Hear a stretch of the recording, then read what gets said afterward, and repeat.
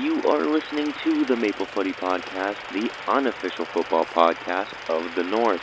I'm your host, Sam Little. Find me on socials at SamLittle44 and the podcast at Maple Footy Pod. And now there's nothing left to say except for sit back, enjoy, and welcome to the show.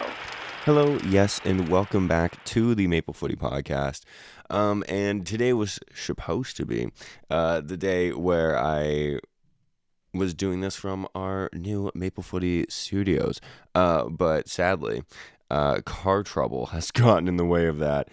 So hopefully next episode, whenever my car is fixed, I will get to be like, oh, we're broadcasting from Maple Footy Studios, and in due time, once the studio is all set up, which will hopefully be very soon, I will be doing video with these podcasts as well. So that'll be really fun. So that's an exciting little update for you. If you were wondering about some Maple Footy updates, that's a Maple Footy update for you. Another update: on Thursday, I will be dropping my interview with a player from Vancouver FC. So that's very exciting. I'm telling you that now. So if you only listen to the first 2 minutes of this podcast, you know that there is an interview coming on Thursday with a player from Vancouver FC. Who it may be, you'll have to wait and see.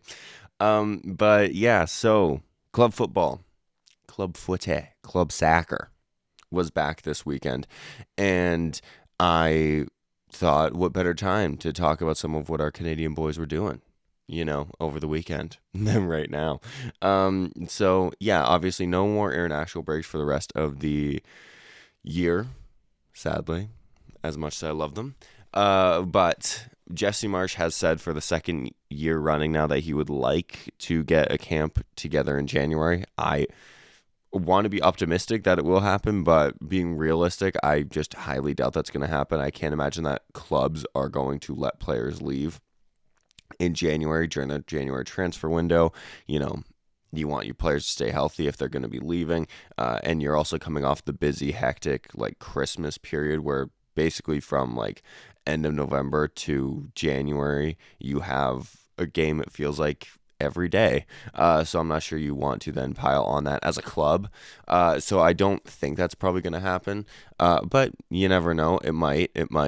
Maybe if he does a camp of guys that are out of season, maybe like the MLS guys, maybe bring some CPL guys, and whoever else would be out of season. But yeah, I don't really think it's gonna happen, just thinking realistically, but obviously we can be optimistic and say it might.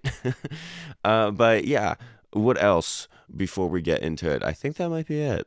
Oh yeah, the next international break is scheduled for March, and also Canada Soccer are apparently trying to get a friendly with Germany locked in during June before the World Cup. So that would be one of the friendlies leading up to the World Cup, which is pretty customary to do before the World Cup. Most teams end up scheduling friendlies to prep for the tournament, and I think Germany would be a huge get and a huge challenge, and I think that'd be really good and ambitious for Canada to do, kind of like the France-Netherlands ones before the Copa America. Let's see what we can kind of do against Germany. Maybe we can hold our own, or maybe we get thrashed like we did against the Netherlands. You never know.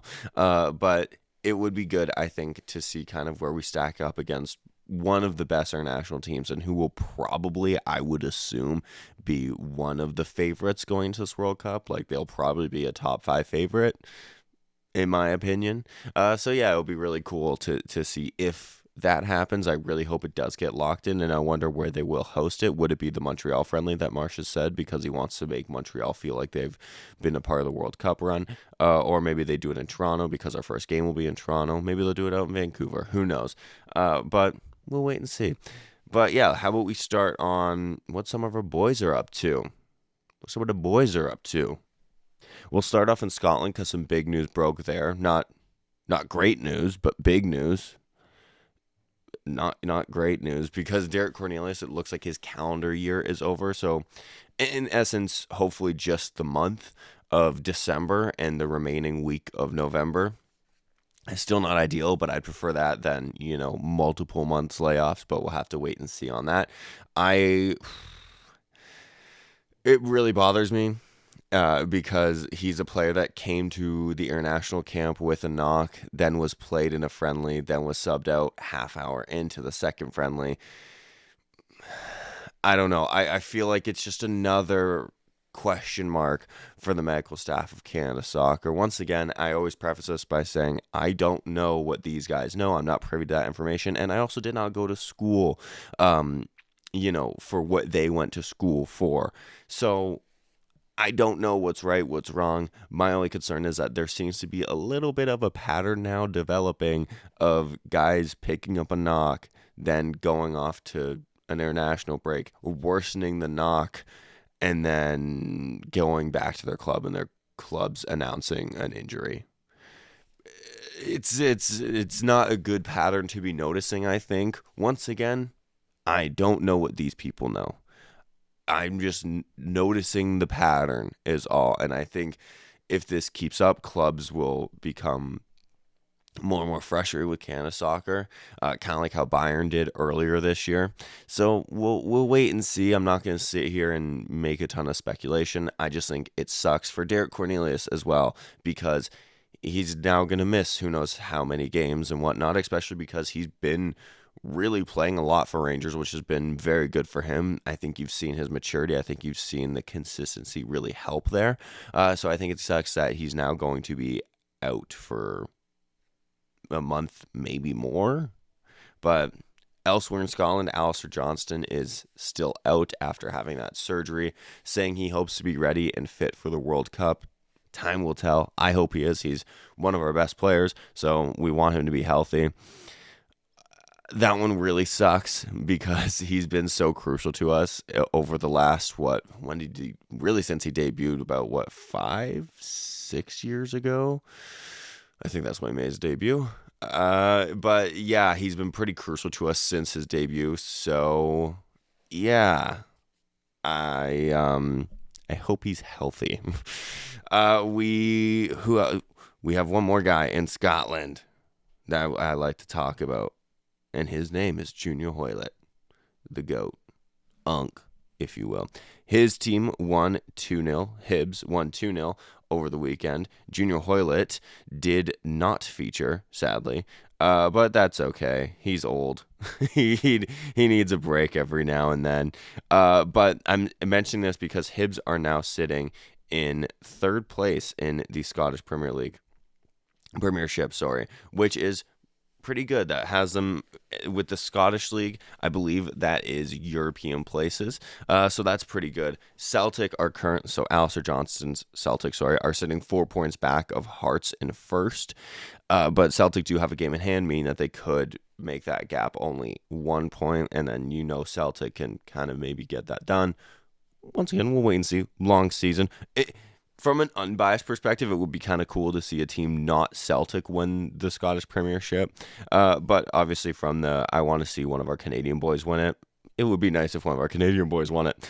But yeah, we will move out. We're going to take a trip down to Spain and see what our boys in Spain are doing. Villarreal, currently sitting in third place in La Liga, 3 points back of first, 2 points back of second. So they are having quite the good season so far. Hopefully that maintains and hopefully that keeps up, Tomorrow, as of recording this tomorrow, so when this goes up, it'll probably actually be today, they will be playing Borussia Dortmund in the Champions League, so hoping for the best as the two yellow teams go up against each other. But yeah, Villarreal over the weekend did in fact win their match over Mallorca. No, Kyle Larin no longer plays there. He's out on loan. Otherwise, it would have been kind of funny that we would have had 3 Canadians on the pitch. But regardless, they did win 2-1, and I'm mentioning this because they won 2-1 because Tanny and Tejan linked up for the winning goal. Tejan kind of gets the unofficial assist on this. He had a great run and then puts the ball into the box. It takes a bit of a deflection, which is why I say an unofficial assist, because it doesn't go down as an official assist. But then the ball does find Tanny Oluwaseyi, and he puts in the back of the net. It's the winner. I think that's pretty cool to see 2 Canadians link up in La Liga, out on the same team, a team that's doing very well, and now they're linking up there. Pretty cool. There were times where we dreamed of this, so let's not take this for granted, please. This is not Hopefully it becomes the new normal for Canada soccer, but this has not been normal in the history of Canada soccer. We have not really seen our guys doing well in Europe, let's be honest. Like, yes, we've had cases that have done well in Europe, for sure, don't get me wrong, but we've never really seen, I feel like, this many guys playing at high-profile clubs and high-profile leagues, and doing well. So I think that's really cool, and I think that that's something that we should all kind of just go, wow, like, we can all kind of have our complaints and gripes about the program and whatnot, and I know I have and everything, but this is cool. Like, there's probably a better word to describe it, but this is cool. We're seeing two Canadians play in Spain together, grabbing the game winner, essentially. Well, Daniel O'Shea, he did grab the game winner. Tajon Buchanan did a lot of the work on the game winner, and it's just cool, man. Like I said, there's probably better words to describe it, but it's cool. As far as Spain goes, that's about it. I'm liking the sunny weather, being in Spain. We'll keep the sunny weather up, and we're gonna go to Italy and see how some of our boys are faring in Italy. Jonathan David's Juventus are sitting in 6th after a draw against Fiorentina on the weekend, 1-1. And I'm mentioning this because the concerns for David continue. Oh, man. This sucks because we've waited, him and us fans have waited so long for him to get the move. Then he finally gets the move, and it has not panned out, at least in these early months, as what we thought that they would. Yeah, he only got 2 minutes on the weekend. He came on for other striker Dusan Vlahovic in the 88th. And what he's meant to do in 2 minutes, I don't really know. The reports before the international break said that the new manager of Juventus, Spalletti, quite like Jonathan David, so maybe he's going to try to help ease Jonathan David into it, maybe try to recoup the form. Maybe he thinks setting him on the bench, might help him a little bit, maybe alleviate some pressure. I don't know. That's just me, once again, trying to be optimistic here. I think it's a concerning start to the Juventus career for Jonathan David, for sure, especially with all the hype that had gone into this transfer, both on fan and like Canadian soccer fan end. And then even Juventus was really hyping him up as a big time signing, a big deal, a guy that, could maybe help them regain a Serie A title, So I think I don't want to, as I always say when I'm talking about Jonathan David and his poor form right now, I don't want to, jump to too many conclusions and be like, oh man, like, he's not doing good. He's not doing this. He's not doing that. Because it is still early in his Juventus career so far. I think what is concerning is that's now 15 games, only 1 goal, 1 assist. And I do know some of those games have been 2-minute cameos like this one. But then there have been games where he has gotten the full start. He has gotten a substantial amount of time off the bench and still not really making things happen. He still doesn't really look comfortable. He doesn't look sorted at Juventus. He just doesn't look like Jonathan David, really, I guess, is the best way to put it. The guy that is kind of playing the 10-9 kind of thing. He's contributing a lot in the attack, both with goals, assists, creating plays, creating chances. He just doesn't look like that guy here. And I think that's, as I said, concerning because as people who want Jonathan David to do well, and especially in a World Cup year, it's not ideal. It's not ideal. We need him sooner rather than later to bluntly put it together. And I don't fully blame him. I think that he's been mishandled by Juventus a little bit here. But also at the same time, some players do need to take accountability as well. So I think that the blame can be shared on both ends between David and Juventus, between his poor performances so far. And I think, Juventus aren't known for their great patience. If he's not putting it together, it wouldn't shock me to see them exploring options on offloading him come even as early as January, but at the start of next season, or before the start of next season, I should say. They won't wait. Juventus, they have their high standards. They want to get back to where they are. If they don't think that you're going to be the guy that's going to help them get back to where they are, okay, bye. They have Vlahovic, who looked like he was going to be out the door with the David arrival, and then David arrives, and then Vlahovic decides to become Vlahovic again and be scoring goals, creating goals, and whatnot. And that's no slight Vlahovic. Good for him. He's doing his thing. But just from Jonathan David's perspective, you come in probably thinking you're about to be the guy, and then the guy that you were probably told you're most likely replacing ends up just locking in, and you're like, oh, okay, cool. Okay, cool. And then on top of that, your form has been great. You have been getting a great deal of chances. A lot of things are going into this Jonathan David thing. And I say, let's not look into it too much, as I just spent, 5 minutes talking about it. But let's try not to, as I said, let's try not to be like, oh my gosh, Juventus are going to just sell him immediately. But there also is that possibility. Like, let's be real, want to be optimistic, but we also have to be realistic of, a team of Juventus' stature and standards. They will just be like, okay, wave you goodbye, and hopefully that's not the case. I do want to see Jonathan David put this together. They do have an easier game in the Champions League. As of recording this, it is tomorrow as well, so when this goes up, probably today. But so maybe, as bad as it sounds, put him in. Maybe he can stat pad a little bit. And maybe get some confidence. That's what I was kind of hoping the international break would serve. He gets some confidence, maybe get a goal or two. It didn't happen. He didn't look great over the international break. Then he comes back to Juventus, plays 2 minutes. Not ideal. So maybe in the Champions League, we can give him a run out. Maybe, hopefully, he can get some confidence. And we'll go from there, Our other Canadian playing in Italy, Ishmael Kone. He did not play over the weekend. As of recording, once again, he plays actually in about 4 hours from recording. Hopefully he gets in. Hopefully he gets some time. Right now, Sassuolo are sitting in 9th. A win would take them up to, depending on how much they win, they could go all the way up to 7th, depending on how much they win. If they do win, of course.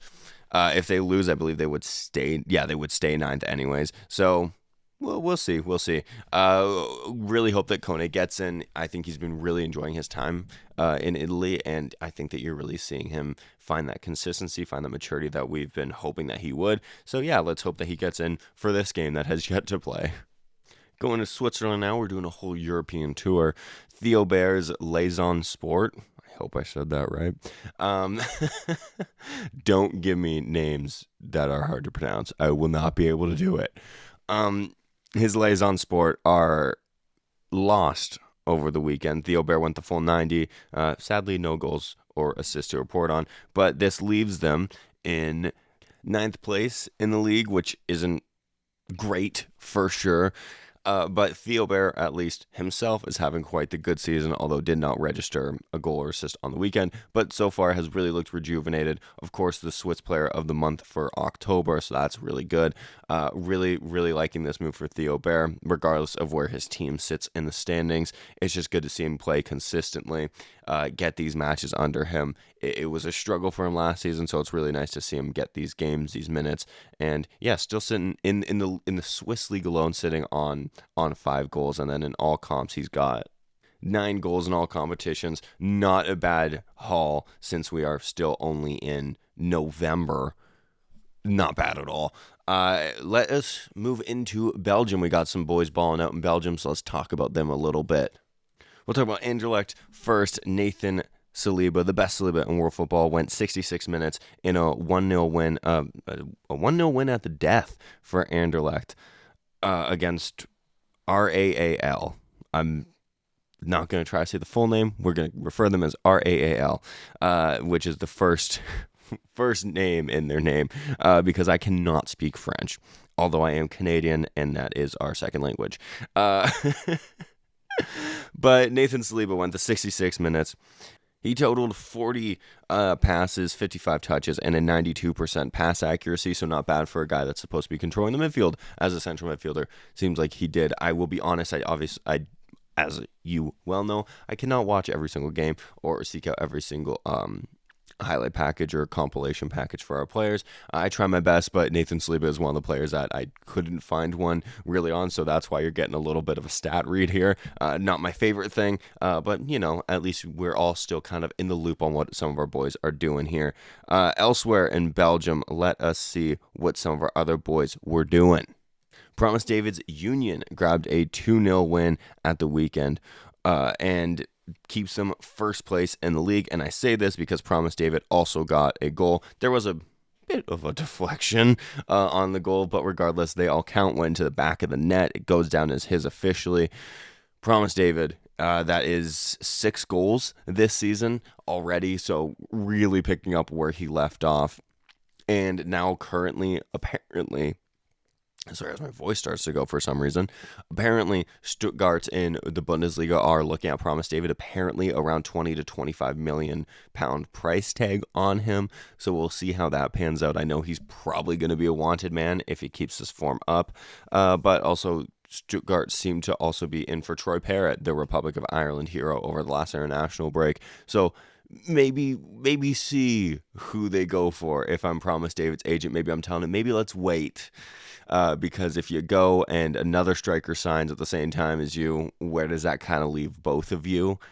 So maybe we wait and see. If I'm Promise David, I'm waiting for a club who's going to tell me, you're the number one guy. You don't want to have this good thing going at Union, go off, finally get a transfer elsewhere, and then not play. We've seen it time and time again, not even in Canada soccer, just in the soccer world in general. We've seen it so many times. If I'm him and his agent, I'd wait and not wait too long, but, just see the options, I guess, is what I'm saying. Just see the options. Don't rush into a move, and then, Troy Parrott comes along, and now you're both all of a sudden competing for the same spot, or, you go to, I don't even know what other team, but you go somewhere in France and then they sign another striker and then you're competing. You know what I mean? Just wait, look at the options, but don't wait too long, I guess, if that makes sense. Don't rush into it, but I guess in a sense kind of know that that you want to get that move, I guess is what I'm saying here. Elsewhere in Belgium, we have another Canadian boy playing for us. Luc de Fougerol's Dender got a 2-1 win at the weekend, keeping them in last place in the table. But we don't really count it because de Fougerol's on loan anyways, so it really doesn't count if they finish last place. And two, de Fougerol didn't feature. He wasn't on the bench, so I'm thinking maybe that Jesse Marsh, what did he say, a hernia? Was it a hernia? I can't remember. He had said a knock for Luc de Fougerol. Which is why he wasn't selected for this last round of internationals. That's why he was not there. So maybe that's what this is, because I remember Jesse Marsh had said about the injury, then de Fougerol had played a game before the international break with Dender, and now he's not on the bench, not even in the matchday squad. So maybe it is that injury. I don't know. But hopefully this isn't a signal of de Fougerol kind of not being in Dender's plans, because that's not good. We need him playing this loan. It has been, I think, on a personal level, good for de Fougerol, because he's been playing a lot. So I think it's been good. Team performance and standings aside, for him specifically, I think it's been pretty good.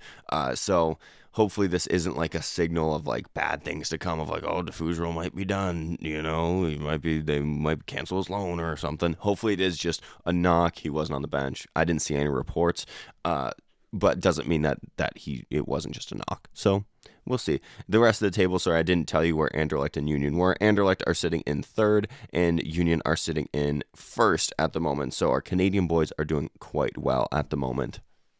In Portugal, Stefan Eustáquio started and went the full 90 in a 3-0 win in the Taça del Portugal Cup, which is, to my knowledge, their kind of version for, like, simplifying it, their version of the FA Cup. And that's good. I'd like to see him start. Hopefully this is a sign of him maybe getting more starts would be nice, because I've been quite vocal about Stefan Eustáquio needing to either start more or I think be looking for teams elsewhere. As I've said now for a couple podcasts, I do think that Eustáquio would really properly fit out in Italy. I think that he really suits that play style. So I would not be opposed to him maybe going to an Italian team. But once again, kind of as I said with Promise David, but don't be going somewhere and then not play, because then you're no better off of a position. I think if he's gonna leave, I think he needs to leave to somewhere that is gonna play him, quite frankly, because it's good that he plays for Porto. It's good that he plays for Porto. They're a great club, great history, absolutely 100%. But he needs to be playing, especially in a World Cup year, and especially for a player of his quality too. He needs to be playing week in and week out. So I'm hoping that he does either start playing or maybe starts looking for a move elsewhere. In England, second tier, we have a couple Canadians playing out there. I know, we're all over the map, literally and figuratively. Liam Miller Hall did lose 3-2 to QPR. Liam Miller, of course, did not feature because he is still dealing with that hamstring knock, hoping his estimated return date, hoping that this is the case, is December 14th. Hopefully that is true, and hopefully that's the end of his kind of injury-riddled kind of year. So fingers crossed, everyone. Liam Miller Hive, we always bounce back. With Middlesbrough, our newest international, Alfie Jones, went 90 in a 1-1 draw with Oxford for his club Middlesbrough. And with Preston North End, Daniel Jebuson's Preston North End, I should say, lost 2-1 to Black. So it wasn't a good weekend for Canadians in the championship. You know, we bounced back though. Daniel Jebuson came on the 57th minute. Sadly, they did lose, but it's good to see Jebuson getting some minutes and could hopefully maybe be playing himself back into a role with the men's national team. But yeah, no real great news. I mean, a draw is decent. Let's see where everyone is at in the table. Middlesbrough are second right now, 7 points behind Coventry in first, who are enjoying quite the season under Super Frank Lampard. Hull City are sat in 6, so still in those playoff spots, which is really good. I would love to see Liam Miller in the Prem. Why not, you know? Let's have it. Let's friggin' have it, dude.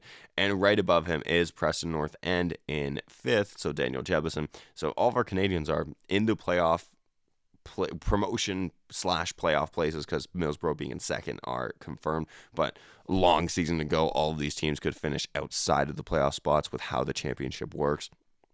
And just with how quick and how much everything changes. Like from Liam Miller's Hall in 6th, they're sitting on 25th, all the way down to 17th. West Brom have 21 points.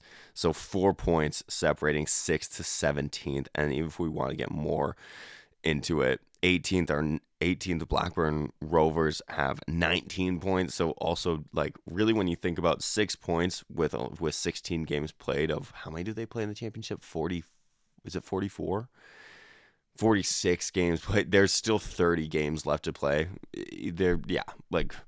There's still a lot of time for any of these teams to fall in and into promotion spots. So we won't get too excited, but right now we will look at that and go, they're doing pretty well, even though their weekends weren't phenomenal. Let's take the trip back to North America now, because we will talk about the Whitecaps specifically. But before we do that, and I want to save this part for when I did go to North America. I'm literally traveling to all these places, by the way. I'm genuinely on a plane right now. No, I wanted to say this part because some sad news broke from Winnipeg over the weekend.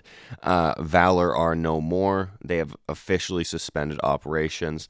The league, team, ownership have all kind of come together, see no real path forward for Valour after the league has apparently supported them financially for the last 2 seasons. I think this is a real blow for the CPL. And of course, as I kind of tweeted out on the Maple Footy account, really sucks for the players, the staff, the fans. You never want to see your club fold. You don't want to see this. And I think that it's bad. No 2 ways about it. This is really bad. for the league, for Canada soccer, this is quite bad. These are now 2 teams in the CPL that have folded. FC Edmonton have also in the past. And I know when you're starting up a new league, that is to be expected. There are growing pains, sometimes the markets don't work out. Sometimes, other factors play a part. And I get it. It's a new league in a country that is trying to build the sport. I do understand. I just think,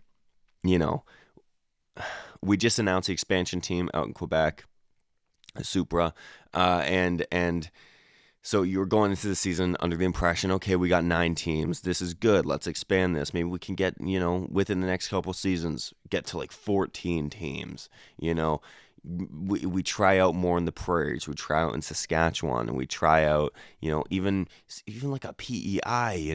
We try Kelowna, BC. I mean, Ontario itself could have more teams. Quebec could probably add in another 1 or 2 teams, like just based on the sheer population of these places and the markets in them. Like, some provinces are more catered to having more team, like an Ontario and a Quebec are more catered to having more than, say, maybe a Saskatchewan. But regardless, I do think that we need a team per province, I would say, would be nice, which we don't have. And now we've just lost to Winnipeg's, well,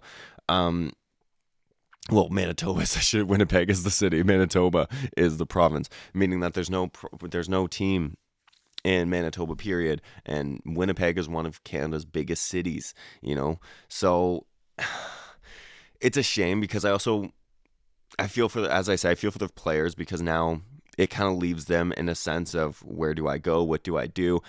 A real shame for them, because there's a lot of talented players at Valour, and just naturally not all of them are, sadly, and that's just the way it is, which sucks. Sadly, not all of them will be getting picked up. Like, for some of them, they may have played their last ever game, at a professional level. And I think that's a shame, because the CPL is here to help Canadians play at a professional level. And I think it's a shame that some of these talented players, it may not play, because that's now, 25? Off the top of my head, I'd assume there's around 25 guys on the roster. 25 guys out of a club. And just naturally speaking, not all those 25 guys will not find a club. Hopefully they all do, and I hope that is the case, if that is so what they want. I just think it sucks, because that's a lot of guys out of a job. And from the player perspective, from the backroom perspective, you think of season ticket people, business operations, the coaching staff in and of itself, goalkeeping coaches, assistant coach, head coach, obviously, and then the fans as well, the fans who've been out and supported. It sucks. It does suck. So, and just from a league perspective as well, I feel like I'm rambling, but yeah, just know, I think this is bad for the league, and especially in a World Cup year, for one of your teams to fold after announcing an expansion. It's not good. It's really not good. I think the CPL really needs to put their money where their mouth is. I think that they really got to invest in these teams, really help stabilize these teams, put a business plan in place for these teams, help these teams grow, and find a way so that this doesn't keep happening. FC Edmonton and now Valour, both no longer a part of the CPL, and with other issues with plaguing other CPL teams, this may not be the last we hear of teams folding, and I think that would be just such a shame, because if teams start folding left, right, and center, the league's going to eventually no longer exist, and maybe that could be, hopefully that doesn't happen, but that could be years in the future, that could be a year, you don't know when or if that's going to happen. I'm just thinking of like the worst case scenario of, like, if teams keep folding, really, where does that leave the league? So hopefully that's not the case. Hopefully that now these 8 teams kind of are able to stabilize and we get more expansion. Maybe we try again with Valour, maybe we try again with FC Edmonton, and maybe we continue to expand. Hopefully that is the case. But yeah, this news did really suck. But I suppose that is what happens when you're, making a new league.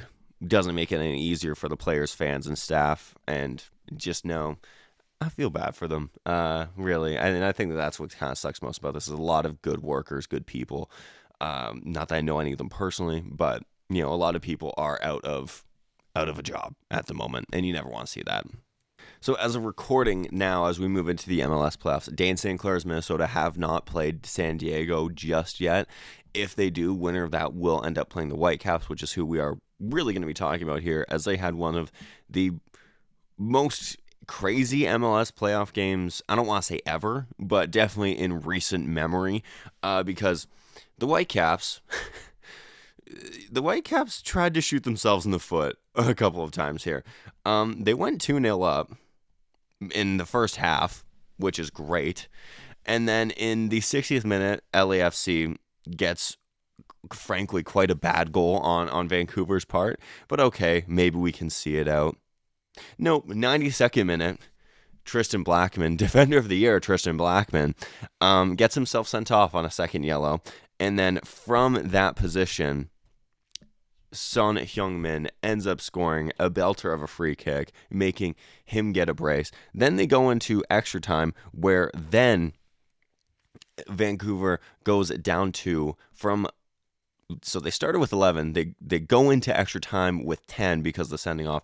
Then for the last 27 minutes of extra time, they are down to 9 men because they're out of substitutions, and Halbuni went off hurt. He could not play. He looked devastated, by the way. I felt so bad. Every time they cut the camera to him, he looked devastated. It just showed how gutted he was, how much he wanted us to win. And then from there, LAFC can't find a winner. They go to penalties. Before penalties, in the last minute-ish, 2 minutes of the game, LAFC hits the woodwork 3 times in the space of no more than 10 seconds, as their first shot is tipped off the bar by Takaoka. Then the rebound hits the post. Then the rebound off of the rebound that hit the post hits the crossbar. So I don't know who made a deal with who to make sure that Vancouver Whitecaps ended up winning this game, but my goodness, someone made a deal with someone is all I'm saying here, because luck was on their side for sure. Then the penalties happen. Son Heung-min shows that you can take the man out of Spurs, but you can't take the Spurs out the man, as he misses his penalty. Berhalter scored what I thought was the perfect penalty. LAFC scores their second. Jaden Nelson, oh my gosh, I was so nervous watching Jay Nelson take his penalty. Of everyone, I did not want him to miss. He scored, thankfully. Marky Delgado then missed his, giving, I'm sure, TFC fans some terrible flashbacks to 2018 when he had the game on his foot in the Champions Cup in, what was it, like the 90th minute, last kick of the game, and he skied his shot. Anyway, sorry, just as a historian, I had to bring that up. Then Ryan Gauld exercised some of his playoff demons, put away his penalty. From here, looked like Vancouver was in the driver's seat, and they still were. But Morin stepped up for LAFC. He scored. Then Ocampo could have finished it, didn't, missed his, which is a shame because he's had quite the good season. LAFC scores theirs to make it 3-3, but still Vancouver still had to take their 5th. And then Laborda, who kind of was the hero on the night, ended up scoring the fourth of 5 for Vancouver, making the final score on the penalty shootout 4-3. Big result for Vancouver, especially when you take everything into consideration. Looked like they were going to go through, then looked like, oh my gosh, what's going to happen, especially in extra time when they started out with 10, and then you're like, oh my gosh, it's going to be really difficult. Then you go down to 9, and then you're like, okay, so that we're done. And then you take it to penalties, and you gut it out in the penalties. So, yeah, really good for Vancouver. This is going to be their first ever conference final, and I think that that's absolutely massive as well. Looking at some of the players for Vancouver, Takaoka made 5 stops over the 2-hour game. Did not save a penalty, which I believe in their last penalty shootout he also didn't. I could be misremembering that. Maybe he only saved 1. But as I've always said, I think that you need your goalkeeper to come up big for you. Obviously, it didn't matter because still Vancouver ended up winning. But I always think that you need your goal. If you want to really have a chance, you need your goalkeeper to come up with a save. On the bright side, he didn't have to. LAFC just, hit the post on the Son one, and the Delgado one, he put it over. So there, it doesn't matter on this day, but I've always kind of long maintained goalkeepers, yes, they aren't supposed to save a penalty, but I do think that you need your goalkeeper to save a penalty, just really to get your team, get the crowd up. By the way, crowd, as I'm talking about the crowd, Vancouver's biggest ever attendance in the MLS era, beating out the Inter Miami game from earlier this season by about 100 tickets sold. So really, really good for them. That's really cool. Showed that the city really got behind them for this game, which is exactly what you wanted to see here. Looking at the defense, Laborda, probably the man of the match, man of the moment for sure. Grabbed a goal in the second half, looked defensively sound all game, and then, of course, dispatched the penalty. His partner on the right, Ocampo, looked pretty good. I mean, he's had a great season. Don't judge him on his penalty miss. He has had a great season. Tristan Blackman, he actually, outside of being sent off, which I know kind of sounds stupid, outside of being sent off, he actually had a pretty good game. Some big clearances, got in the way a lot, and looked very calm, passing out from the back, and was really able to get a lot of touches on the ball, really able to slow the game down at times, and also at times spring attacks and help build from the back. The player I want to talk about, of course, Ralph Priso, Canadian boy. Love him. I think he's having a great season with Vancouver. Is really showing what he's capable of. Also getting the nod at center back here as well over Halbuni. That's really big in my opinion, because Priso, of course, as we know, isn't a natural center back. Halbuni is. And then, of course, Halbuni did end up getting hurt when he came on. Maybe he was nursing an injury pre-thing and they didn't want to play him, but then with circumstances they had to put him on. I don't know the whole intricacies. No idea. But regardless, I think it's huge to see Ralph Priso get the nod at center back in what is their biggest game. Every game now that Vancouver plays now is going to be their biggest game of the season. So for him to get the nod here, he also went 97% pass accuracy. And once again, I know I don't like blurting out all these stats, but he went 97% pass accuracy. That's pretty friggin' good. He also won 75% of his tackles, had a couple of clearances, and only committed one foul, which he did pick up a yellow card for. But regardless, really good performance. I'm really happy for Ralph Priso. I think he has loads of potential, and you're seeing it with Vancouver. I didn't even know we could play center back, to be honest, until Vancouver started playing him at center back. And now here he is playing at center back in some of their biggest games of the season and looking quite good. So maybe something for Jesse Marsch to think of. Not that we need more center backs, but hey, if you can bring a Swiss Army man who can play midfield, who can play defensive midfield, who can play center back and do all three well. Sorry, I said midfield. Central midfielder, central defensive midfielder, and center back. There we go. A player that can do all those and do them well. Maybe he's not the worst option to bring in a World Cup. I'm just saying, because he has shown his quality. He has shown that he's up for the big moment. I'm just saying, it might be something to think of. In the center of the park, Berhalter and Kubos put in the performances that you would think they would. Berhalter is just that, the commentary I think summed up the best. He's just one of those players that you just want to root for. He plays with his heart on his sleeve. He has the quality as well. He looks just so good. I'm not sure he's going to be with Vancouver next season, just because I could see a lot of teams, even in Europe, going after him. So we'll wait and see. I don't want to sit here and make transfer speculation that there isn't any. But yeah, it wouldn't shock me if you see, especially say if he stays with Vancouver for until June and then he has a decent World Cup, wouldn't shock me at all to see him maybe get a move somewhere. But regardless, he's had a phenomenal season with the Whitecaps. Some of my favorite Americans play for the Whitecaps. 3 of them, actually. Brian White, Berhalter, and Blackman. 3 of my favorite Americans. No bias there as they play for Canadian teams. Absolutely no bias there. Moving up the pitch, Sabi grabbed a goal, but didn't really have his most influential game. You'd expect, I don't want to say you'd expect more from him. I'm like a disappointed dad. But you expect a little bit more from him. He wasn't his creative, energetic self, I didn't think, which is probably why he was pulled off in the 62nd. But of course, did pop up big with that goal. So can't really complain too much, I suppose. Thomas Müller, my gosh, I love Thomas Müller. He is just so bought into Vancouver and Canada as a whole. I'm not going to say he's the greatest international signing in any Canadian sport ever, because that's an insane statement to make. I will say, though, he's one of the best we've made in recent times, for sure. Just looking at his stature of athlete in terms of what he's done in his given sport, everything he's done with Bayern Munich, everything he's done at the German national team level. Of course, World Cup winner and 2-time Champions League winner. I think that, and then all the league titles he won with Bayern Munich. So you look at that, then you just look at him as a guy always stopping to take pictures with fans. I saw a tweet. I don't know if this tweet was true or not, but I did see a tweet, and I wish I had saved it because then I could actually say who tweeted it.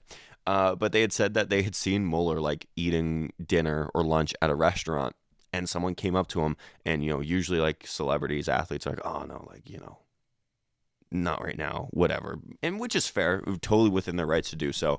But Müller sat and talked to this fan for minutes and minutes and minutes while he was eating his lunch, and I think that's just really cool and just shows how much Müller has truly bought in to Vancouver. It's like. Is so lovable. As I said, probably in recent times, one of the best international signings in all of Canadian sport.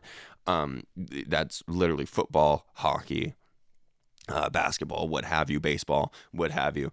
He's just totally bought in.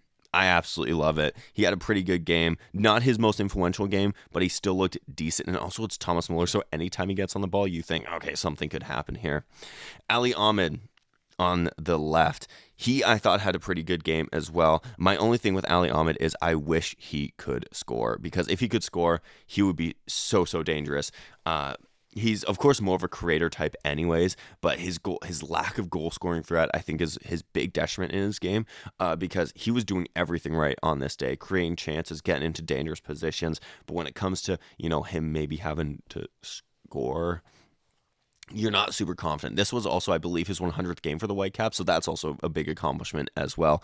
But yeah, I thought he was good. Just his lack of goal scoring threat, I think, is a real detriment for him. So if he can really get that together, piece that together, it's over. It's over for everyone, if he can really get that together. Brian White, not his most influential game. He also came off in the 62nd minute. It also is important to note that Brian White is coming back from a big injury. He's been out for many weeks. So he is showing some of that rust, but these are the playoffs, and you are going to play these players in the playoffs, even if they only have 25% in the tank. Especially a player like Brian White, you're going to be playing him, so that's just kind of how it is, right? But yeah, he's had a great season as well. In my opinion, could be a shout for an MVP in the MLS. It will, of course, be Messi. But, if Messi didn't exist, you could probably maybe make a case for Brian White. Off the bench, you did see Ryan Gauld, which is good. Someone else who's come back from injury. His was more serious than Brian White's. He was out for basically all season. So, as I just say, in the playoffs, you probably just play your guys, even if they got 25% in the tank. Ryan Gauld, he's still coming back from that big knee injury, so that's why he's not really playing, and he probably played more than they probably would have wanted him to. He came on in the 60th minute, then he played about half an hour in the 90, and then another half hour of extra time. So that's a full hour there. That's probably a lot more than they wanted him to play. Could be wrong. But yeah, it's probably way more than they wanted him to play. And then Jaden Nelson, of course, in the 82nd. He didn't really get a long time to play with a full 11 on the pitch. He still looks good. I'm such a fan of Jaden Nelson. I know there are some people out there who don't love him per se. I'm a huge fan of Jaden Nelson. I think he has all the tools. I think he has so much potential, and I really think he could be key for Whitecaps, and I think he could play a big part for Canada as well. And, of course, dispatch his penalty. So, yeah, we'll see who Whitecaps play. I kind of hope it's Minnesota, because I'd like to see a lot of our Canadian guys go up against each other. But if it's not Minnesota, it will be San Diego. So either way, it's not going to be easy anyways, is what I'm saying. Speaking of Minnesota, Dane St. Clair did have an avenue named after him in Minnesota, which I think is really cool. The goalkeeper of the year deserves to get some recognition like that. So yeah, I really like that. But we'll hope for Minnesota to go through, and then we'll have not a Canadian derby, but kind of a Canadian derby if you think about it. But yeah, that kind of wraps up this episode. I will continue to cover the rest of the Whitecaps run, as I will also continue to talk about Canadian football. And yeah, that brings me to I will remind you once again, if you have stayed this far, the interview with Vancouver FC's player, who will not be named for now, will be coming out on Thursday of this week, so keep an eye out for that. I'm really excited for that. I really loved this interview. I thought it was a great interview. He was a really great guy as well. So yeah, really looking forward to that. Really looking forward to you hearing that. Outside of that, though, that's about it. Follow me on all the important places that play at the start and the end of the episode. So thank you so much for listening, and until next time, cheers, everyone. And that was your Maple Footy podcast. Thank you so much for listening. Check my socials for any and all future updates. Remember to support Canadian football, be kind, and until next time, live, laugh, little.